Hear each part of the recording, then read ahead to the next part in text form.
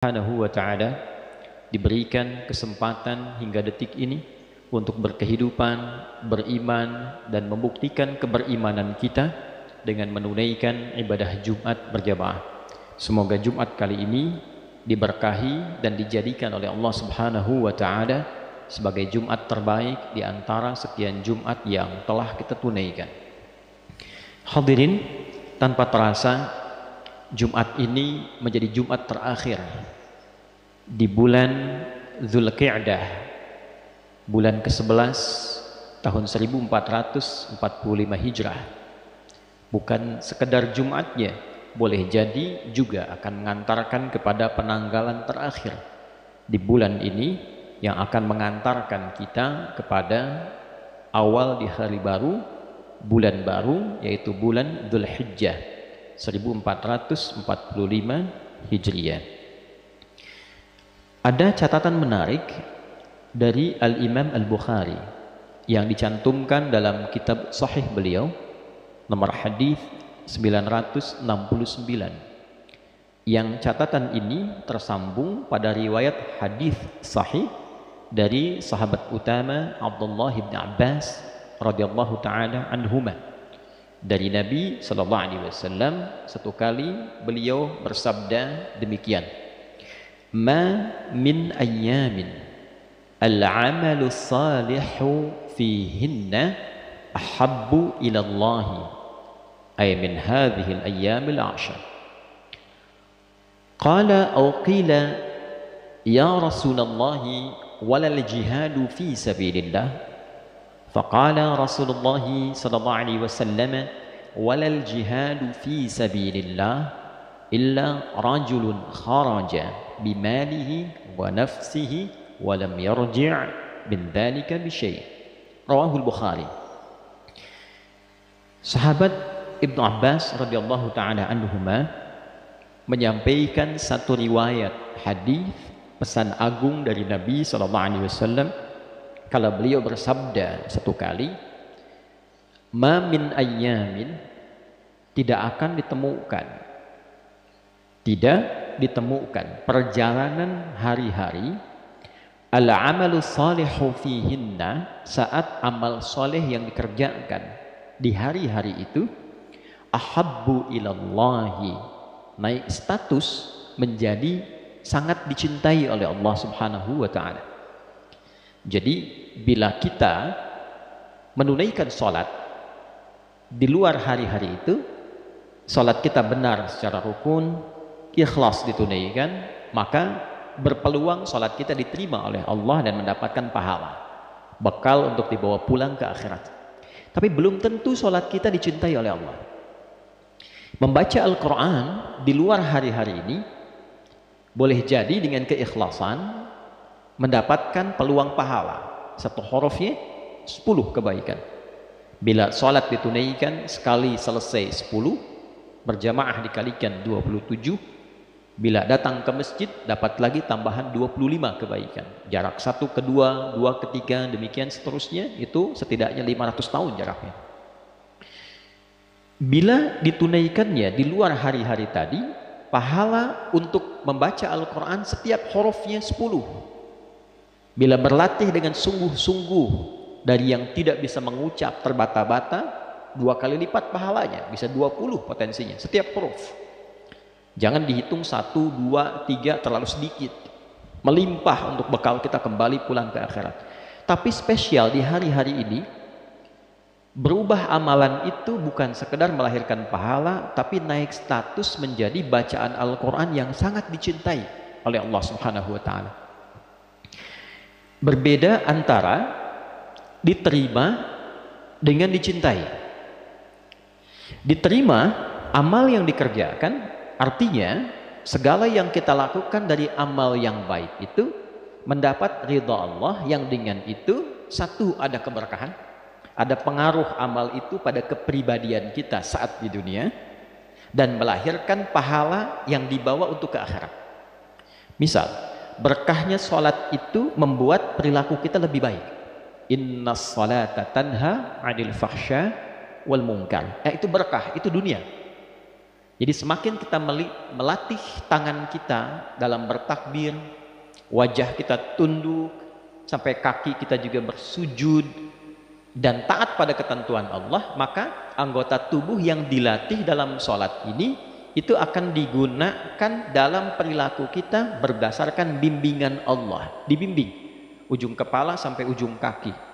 Ada sifat ihsan, merasa kita dilihat perilaku kita itu oleh Allah Subhanahu wa Ta'ala, sehingga sholat yang benar ditunaikan itu akan berpengaruh pada seluruh bagian tubuh kita dan merubah tindakan bagian tubuh ini menjadi baik seketika. Tangan baik, kaki melangkah pada yang baik, mata melihat yang baik. Nah, itu berkah dunia.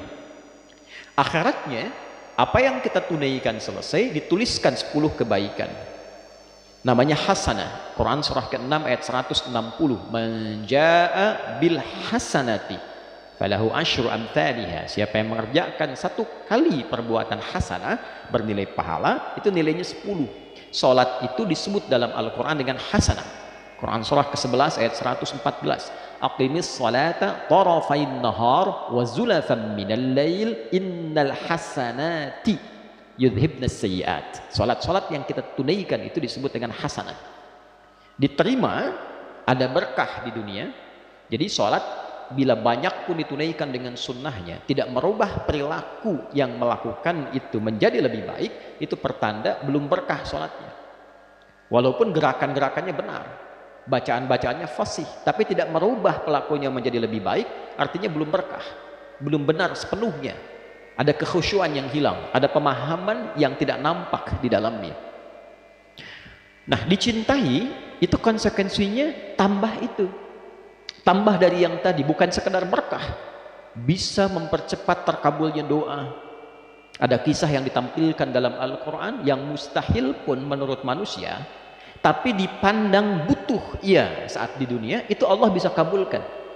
Contoh, istrinya Nabi Zakaria itu divonis secara medis, secara klinis tidak mungkin punya keturunan secara medis. Satu, mandul. Yang kedua, monopos. Secara klinis tidak mungkin, secara medis mustahil. Tapi Nabi Zakaria bermohon kepada Allah agar hadirnya keturunan yang mewarisi sifat dakwah beliau, sehingga risalah itu dakwahnya tetap berjalan.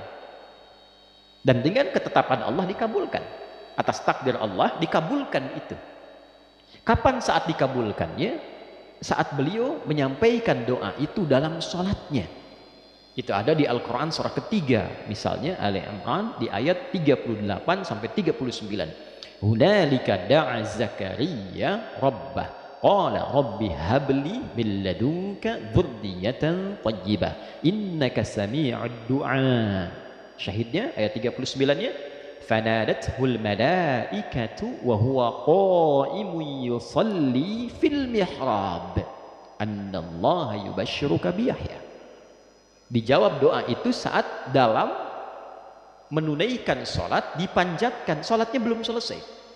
Jadi ketika satu amalan dicintai oleh Allah, walaupun belum tuntas amalan itu dikerjakan, seketika itu bisa mempercepat terkabulnya doa. Walaupun belum selesai. Nabi Zakaria itu masih berdiri dalam sholatnya, belum selesai sholatnya, baru selesai doanya. Seketika malaikat datang menyampaikan berita gembira, Allah mengabulkan doamu, akan memberikan anugerah keturunan, bahkan namanya diberikan oleh Allah Yahya.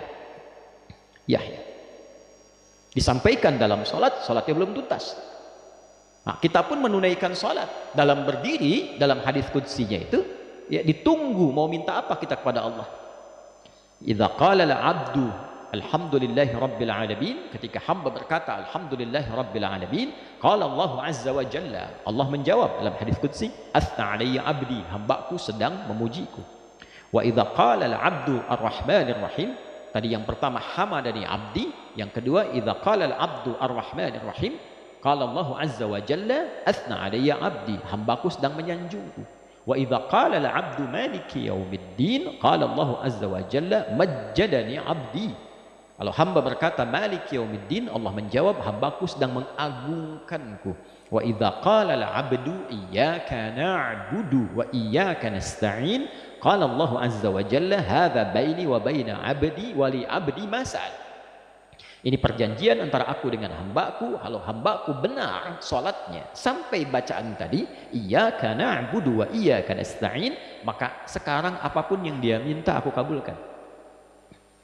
Nah, jadi ada orang-orang yang dicintai oleh Allah, amalannya bukan sekedar saat ia mengerjakan benar sesuai rukunnya, ikhlas ditunaikan, melahirkan pahala. Lebih daripada itu, doanya cepat dikabulkan. Yang kedua, cinta Allah itu seketika bisa melahirkan ampunan. Jadi ketika satu amalan menghadirkan cinta Allah, seketika itu amal dimaksud bisa menggugurkan dosa-dosa yang pernah dikerjakan oleh pelakunya. Baca Al-Quran sampai di bacaan taubat, innamat taubatu 'ala Allahi lilladzina ya'maluna as-su'a bijahalatin thumma yatubuna min qarib. An-Nisa ayat 17 itu misalnya. Lalu mengalir air mata kita, dibacakan di hari-hari itu seketika turun ampunan Allah menggugurkan dosa-dosa yang pernah ia kerjakan. Itulah cinta Allah. Ketika Allah mencintai seorang hamba, salah satu korelasinya adalah pemberian ampunan tanpa batas. Quran surah ketiga Ali Imran ayat 31 misalnya. Qul in kuntum tuhibbunallaha fattabi'uni yuhibbukumullahu wa yaghfir lakum dzunubakum. Ketika Allah mencintai seorang hamba yang diberikan oleh Allah, wa yaghfir lakum dzunubakum, dan mengampuni dosa-dosa yang kalian pernah kerjakan, maka cintanya turun berupa rahmat. Nah, ketika rahmat disebutkan dalam Al-Qur'an, ternyata di Quran surah 39 Az-Zumar ayat 53 itu beririsan juga dengan ampunan dari dosa yang begitu banyak melimpah. Qul ya ibadiyalladzina asrafu ala anfusihim la taqnatu min rahmatillah. Katakan Muhammad, hai hamba-hambaku yang merasa banyak berbuat dosa dalam hidupnya dan berlebih dosanya terlampau banyak, jangan simpulkan tak ada ampunan. Kata Allah, jangan putus asa dari rahmatku. Ketika rahmat diberikan dari cinta Allah, innallaha yaghfirudz dzunuba jami'a.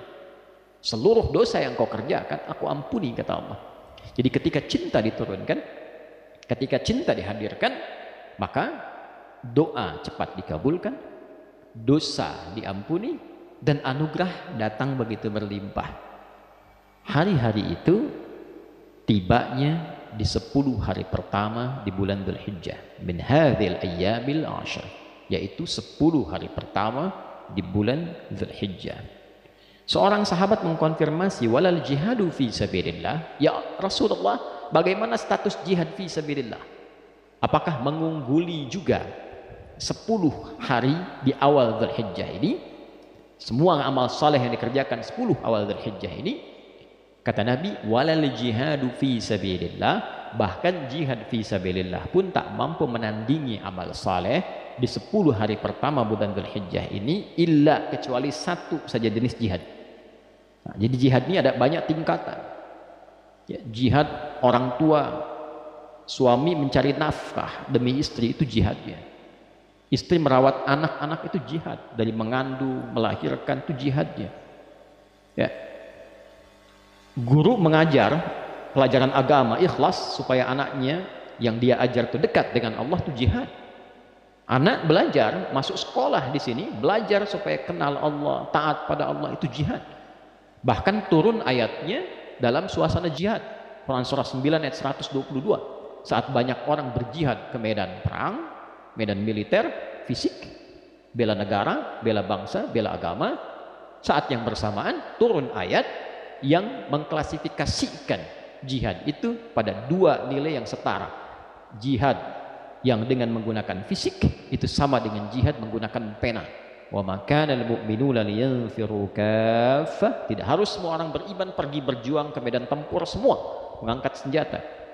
Indonesia berada dalam ancaman, misal keluar resolusi jihad, keluar, kita bela itu dengan niat ibadah. Nah, itu bagian kewajiban dari agama kita. Bela bangsa, bela negara dengan niat kita beribadah pada Allah Subhanahu wa ta'ala, berbakti pada negeri, mengabdi dengan niat ibadah kepada Allah. Itu bagian dari agama. Nah, saat hal itu kemudian terjadi, tidak semua keluar, ada sebagian yang dia berjihad dengan penanya, dengan jurnalistiknya, dengan diplomasinya, dengan ilmunya, sehingga ada keseimbangan antara di lapangan dengan nilai-nilai diplomatis.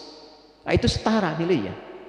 Falaula nafara min kulli firqatin minhum ta'ifah liyatafaqahu fid din wa liyunziru qaumahum idza raja'u ilaihim la'allahum yahdharun.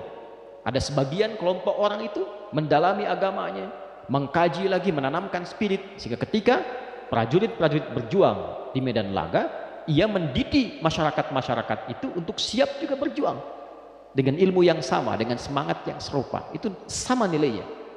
Tapi yang ini yang tak bisa ditandingi adalah orang yang berjuang dengan hartanya, kharaja bimalihi wa nafsihi, dan dengan jiwanya, fisiknya, walam yarji' min dzalika bisyai', dan tidak membawa apapun kembali lagi dengan kedua hal tadi.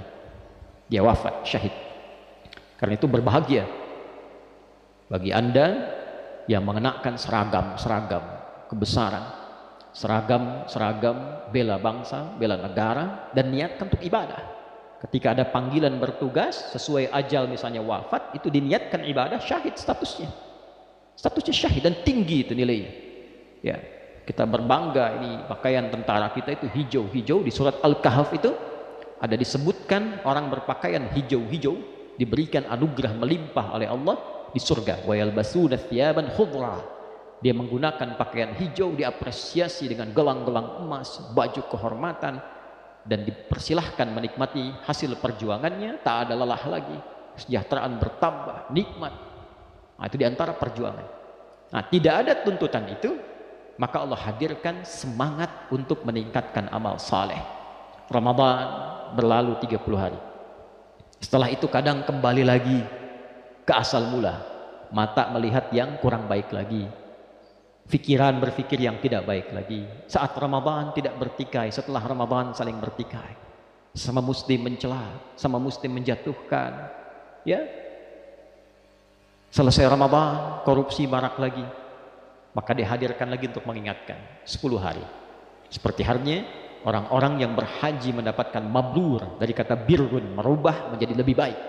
Maka yang tidak berhaji diberikan kesempatan 10 hari berlatih beramal, yang bila dikerjakan amalan itu naik status, dicintai oleh Allah Subhanahu wa taala, yang dengan itu berpotensi doa cepat dikabulkan, dosa diampuni, perbuatan berubah jadi baik, dan bila sudah baik, mudah bagi Allah menitipkan apapun yang bisa kita jadikan sebagai bekal ibadah. Kalau ilmu cepat diberikan, kalau harta cepat didapatkan, kalau kedudukan tidak perlu diraih dengan sogokan, kalau tenaga dia melahirkan keberkahan untuk melakukan apapun yang bermanfaat dalam kehidupan. Itulah 4 poin yang bisa kita dapatkan. Dan sebagai penutup, bila ingin melakukan satu amalan dan mengumpulkan jenis-jenis kebaikan, amal saleh, maka diantaranya ada amalan berupa puasa. Puasa bisa dilakukan dari hari pertama, bisa berturut-turut sampai hari ke-9. Hari 1, hari kedua, hari ketiga, demikian sampai hari ke-9. Hari ke-10 itu sudah hari raya, haram hukumnya puasa. 11, 12, 13 hari tasyrik, haram hukumnya puasa. Itu hari bergembira karena kita telah merasakan perubahan dalam kehidupan, jadi lebih baik, lebih enak, lebih tenang. Kita makan sebagai rasa syukur kita pada Allah, diberikan kesempatan hidup, telah merasakan perbuatan hidup, dan kita memakan pertama kali makanan halal dari hasil pendekatan kita kepada Allah, berjuang selama 9 hari. Mendekat untuk jadi lebih dekat, lebih mudah dikabulkan doa, lebih mudah untuk ibadah. Bahasa Arab dia disebut dengan kurban. Maka kita berkurban dalam arti berusaha mendekati Allah Subhanahu wa taala dengan amal soleh kita. Maka siapa yang mampu berturut-turut boleh 1 sampai 9 hari. Siapa yang ingin tanggal 1 puasa, tanggal 2 istirahat, tanggal 3 puasa, boleh. Ya, silahkan, karena redaksinya memperbanyak. Yang belum pernah puasa 1 pun bisa banyak. Kalau sulit menunaikan, maka setidaknya tunaikan tanggal 9-nya. Dikenal dengan puasa Arafah. Yang di Mekah wukuf berhaji, yang tidak berhaji puasa. Sama-sama merenung, sama-sama istighfar, sama-sama mengoreksi diri. Itulah sebabnya puasa Arafah bisa menggugurkan dosa yang pernah dikerjakan setahun yang akan berlalu, telah berlalu, dan juga mencegah setahun yang akan datang. Dosa-dosa kecilnya hilang. Mencegah bukan berarti menjamin dosa setahun itu hilang, tidak. Mencegah kita berbuat dosa dari hasil perenungan dalam konteks kita ibadah di hari itu. Semoga kita diberi kekuatan untuk memuliakan 10 hari pertama di bulan Dzulhijjah yang akan kita songsong insyaallah. Bila tidak ada perubahan, esok hari akan kita masuki, dan tahun ini bila tidak ada perubahan akan bersama-sama Idul Adhanya di Indonesia tanggal 10 Dzulhijjah, boleh jadi bersamaan dengan 17 Juni di hari Senin 2024 Masehi. Semoga Allah berikan kemudahan pada kita, kenyamanan pada kita untuk beribadah, merubah diri kita supaya bisa menjadi hamba dan pribadi yang lebih baik, dimuliakan oleh Allah, dan kembali dalam keadaan yang dekat dan ringan hisabnya di hadapan Allah Subhanahu wa taala. Barakallahu li wa lakum fil Qur'anil azim wa nafa'ani wa iyyakum bima fihi minal ayati wadh-dhikril hakim wa taqabbala minni wa minkum tilawatahu innahu huwas samiul alim. Ud'ullaha yastajib lana wa lakum jami'an.